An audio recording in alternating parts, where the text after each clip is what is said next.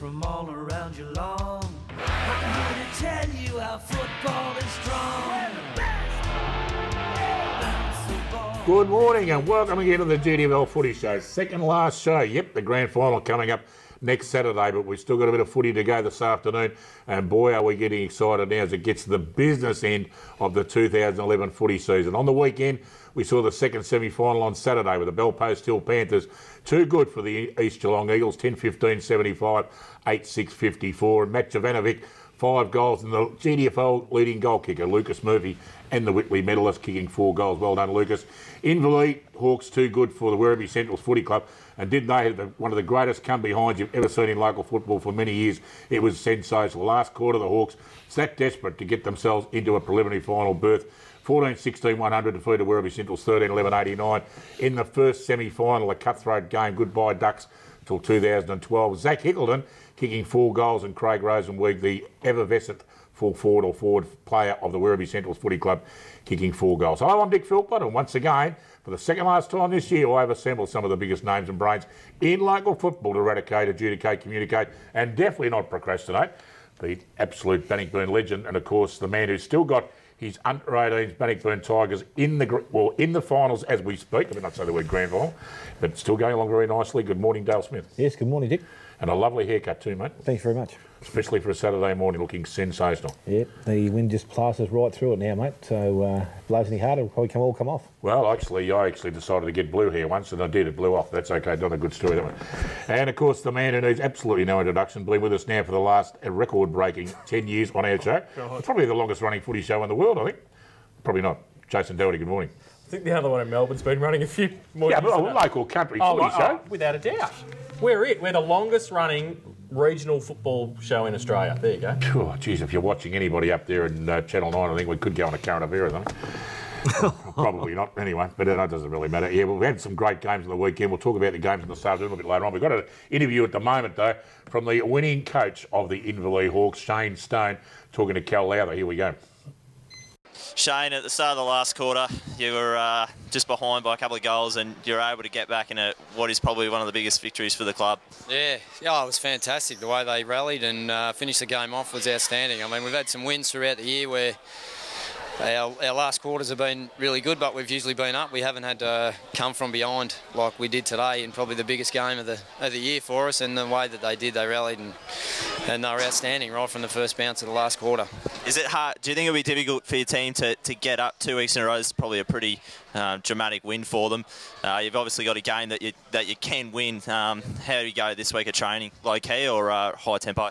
Oh, well, we'll probably just try and lighten it up a little bit Tuesday, and we've only got a six-day break, so we'll just freshen them up. We won't do anything different. They'll still train normal drills, and we'll keep it. I suppose we'll just manage how they feel, the guys that are feeling all right. I mean, there was probably a lot of blokes that only played one quarter today, so not the whole group will be as sore as what they should be in a win like that. We, to be in the position, we obviously had some blokes that were passengers, and so they should be working nice and hard on Tuesday, and the guys that had pretty solid games, they'll coast through and get ready for next week. So, do you really believe that you'll be able to beat East Geelong and then go all the way and perhaps win the grand final? Well, I guess you have to this time of year, I suppose. After a win like that, kicking into a breeze and backs against the wall, and just to find something and actually dominate the quarter the way that we did was, there's a steeliness within this group that they're competitors and they want to win. They hate getting beat. So we'll be throwing everything we can at East next week, and we'll see what we get. I mean, it's going to be tough. They're a good side.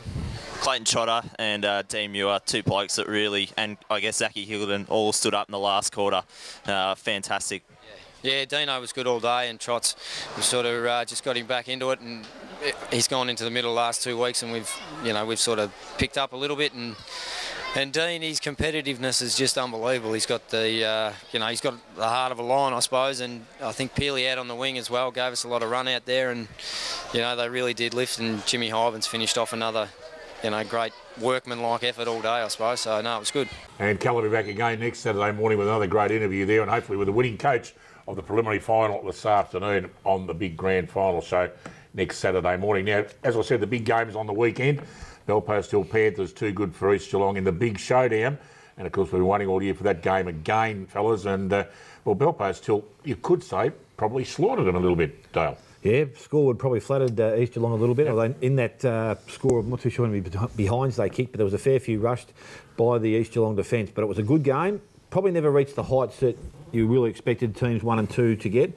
But a really close contest, which made it probably interesting for obviously not only us sitting in the box, but the crowd sitting around watching the game. Belpo still seemed to control the game pretty well for most of the day, and I don't reckon they were really ever challenged by the East Geelong side. And Jason made mention that maybe they're playing a bit of ducks and drakes and holding back for a grand final, but now they've got to get there, East Geelong. So I'm not too sure what we can read into the performance of both sides, but I still think there's a lot more upside to the Belpost Hill game from that weekend's game.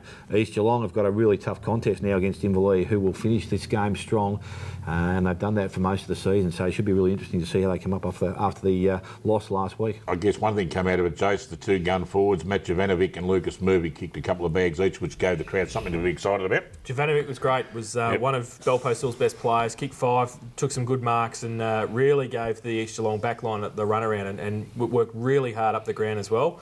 And looked like he was going to kick a bag all day. Whereas Lucas Murphy probably was well held. They played pretty well, the Belpost Hill back line, actually. Kept a lot of pressure on them. As you can see there, the tackling was ferocious in the back line and just kept the pressure on across the board. So, yeah, he did well to kick 4. And, yeah, as Dale said, they've still got some work to do next week, today. And Jace, a great comeback by Inverleigh Hawks on Sunday. That was sensational. Zach Hickleton, I saw him. He really put in a great game, didn't he?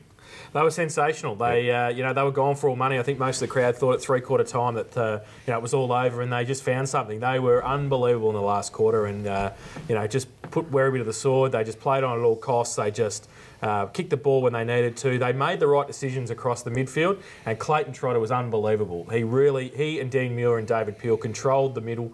You know, Trotter used all his experience to get them over the line, and yeah, they were great. Centrals wouldn't be happy, Dale. They'll be back to the duck pond, their tails between their little webbed feet. Well, as I said, all week I picked Inverleigh to say that they'll win the game. Oh, good idea. No. But hang on, at 3/4 time, as I said, you wouldn't have had it. You wouldn't have had the money on Inverleigh because all the momentum was with Werribee. They worked really hard into the win. They contained their running game. They just played a good brand of football. They finally got Lovell into the ruck, which actually worked for them. Not that Hardingham wasn't competing well in there.